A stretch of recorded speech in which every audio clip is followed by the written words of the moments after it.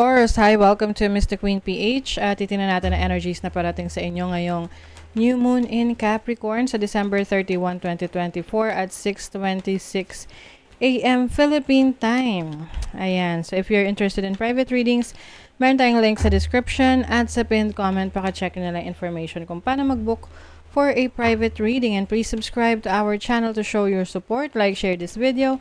Comment na rin kayo kung kayo naka-resonate.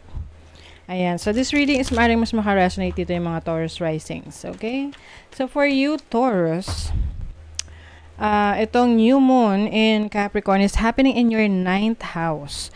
9th house of exploration, learning, expansion. So, marami ka ngayong ideas on how to improve yourself in terms of your knowledge. Yung iba sa inyo, maaaring kayo ay mag-aaral, meron kayong gustong i-explore.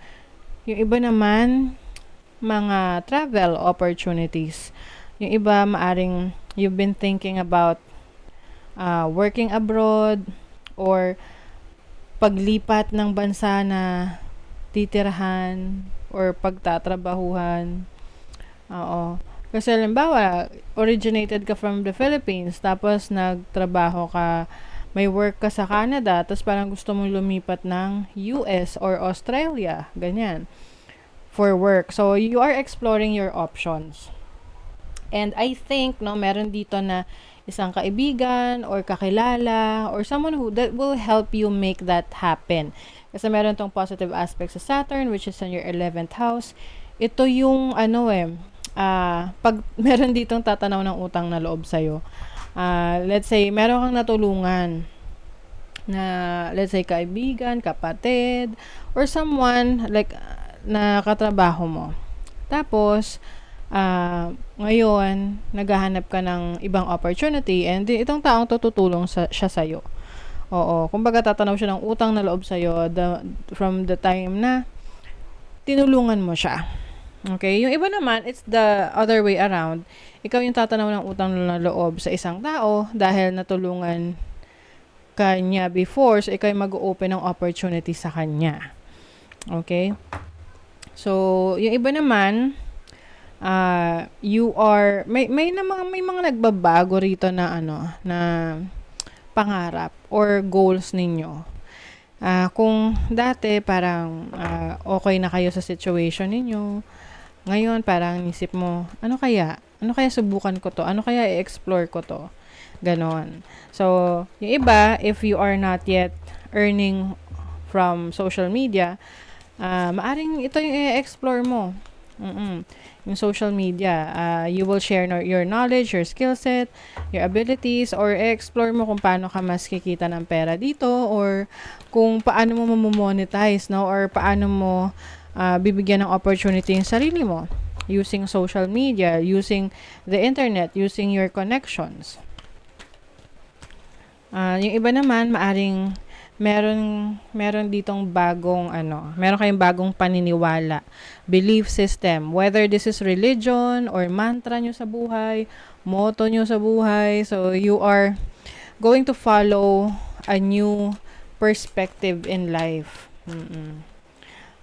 Self-love. So, I think itong perspective na to is pag-focus rin sa sarili mo, na alagaan yung sarili mo. Life purpose, you really want na may kabuluhan yung ginagawa mo. Alam mo kung bakit mo yung ginagawa. So, yung iba sa inyo may, alam mo yung mga profession na nagsishare lang knowledge. Parang teacher, ganon. Teacher, mentor, coach, ganyan, na meron kayong influence sa ibang tao. You also have animals. So, this is about your connection to the spirit world, no? Pwede rin. Kasi yung mga animals, they are very spiritual. They are connected sa other realm. So, yung iba sa inyo, maaring you will be more connected to your spirituality. And yung iba naman, literal, pwedeng kayo ay magkakaroon ng bagong alagang hayop. Ayan. I also see here na pwedeng may magre-regalo sa'yo, alagang hayop, or may magbibigay na kaibigan. Or pwede ring makikita mo to sa sa daan, stray siya, stray animal, cat or dog or anong pet. Tapos iaampunin mo siya. Okay, you have the Fool. This is a new experience, pagte-take ng risk. Wow, okay. Merong malaking pagbabago for you. You are finally in control of your life, Taurus. I also see someone here who is very supportive of you. This can be a romantic partner, okay, or a family member. Meron kang i-let go. Anything na sa tingin mo hindi na siya makakatulong sa pagpapaunlad mo, you are letting that go.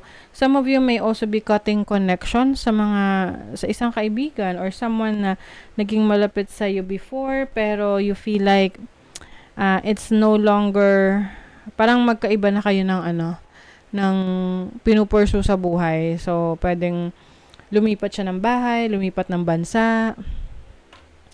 Pwedeng totally cutting off, no? Or pwede namang magkakaroon lang ng distance between the two of you.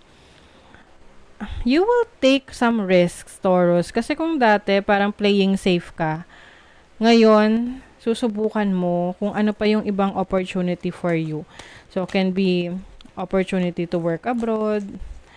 Maaring may kaibigan na nag-i-inspire sa'yo na mag-abroad.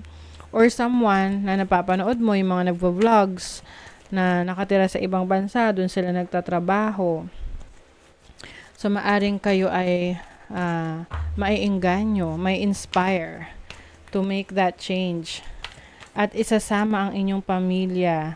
Oo, kasi iba nag-abroad rin, tapos may plans sila na doon na rin sa bansa na yon mag-migrate kasama ng family. So, kumbaga, pinaplano mo na yung mga actions mo. Yung, especially ngayong papasok yung 2025, ngayon pa lang, alam mo na kung saan ka papunta. Take time to breathe out. So, kung may mga pagkakataon daw na parang stress ka, hindi mo lang gagawin mo. Oo. Hinga ka ng malalim. Lalo na kung may mga stressful situation with other people, no, nagko-concern sa isang kaibigan, kapatid, or sino man, bago ka makapagbitaw ng salita, ng masamang salita, is pag-isipan mo muna. Okay? You are good enough. Full moon in Virgo. Yes, you are good enough. Sapat ka. Kumbaga, wag mong maliitin yung sarili mo kasi marami kang kayang gawin. Marami ka pang pwedeng ma-achieve. And I see you that you will do your life's purpose. So, dun ka dinadala ng iyong landas. Yun sa iyong life's purpose. Yung iyong destiny. Okay? So, that is your reading, Taurus. Thank you so much. See you again.